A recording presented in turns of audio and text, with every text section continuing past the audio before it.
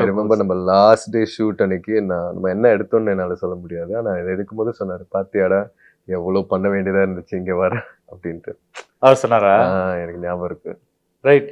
அவர் வந்து அவர்கிட்ட பேசும்போது he said அவர் எழுதும்போதே அவர் சீன் மாதிரி எழுத மாட்டாரு. ஒரு மாதிரி எஸ்ஏஸ்டிக்கா எழுதுவார். லைக் லாங் எஸ்ஏஸ் அந்த சீன் எப்படி ஸோ அவர் வந்து லைக் ஒரு இடத்துல இருந்தாருன்னா இங்க பூ இருந்தது, அங்க ஒரு செடி இருந்தது, அது சம்திங் ஸோ தட் பிகாஸ் அவர் அந்த சீனுக்கு உள்ள போயிட்டு ஒரு ஆல்மோஸ்ட் 3 டைமென்ஷன்ல அந்த சீனை பாக்குற மாதிரி எழுதுவேன்னு சொன்னாரு. பிகாஸ் he says அதுல இருந்து தான் எனக்கு அதை சுருக்கி தான் நான் வந்து அந்த சீனுக்கு வர முடியும். பிகாஸ் என்னால முதல்லயே வந்து இந்த கன்சைஸா சீன் எழுத முடியாது அப்படின்னாரு.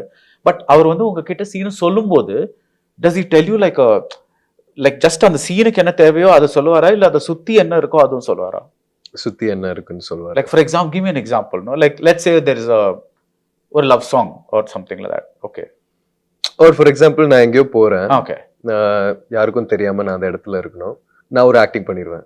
டேய் நீ ஒருவேளை மாட்டினா கூட இதுதான்டா ஆகும் அப்படின்னு சொல்லி இந்த கேரக்டருக்கு ஒரு பயம் இருக்கும்ல, மாட்டினா என்ன ஆகும்ட்டு.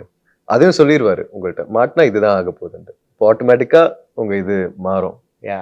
அதே மாதிரி நிறைய பேக் ஸ்டோரி கொடுத்துட்டு லைஃப்ல இருந்து நிறைய விஷயங்களை எடுத்து அவர் மாதிரி ஐ திங்க் டைரக்ஷன் யாரும் சொல்லக்கூடாது. ஆனா நான் எக்ஸ்பீரியன்ஸ் பண்ண வரைக்கும் ஐ திங்க்.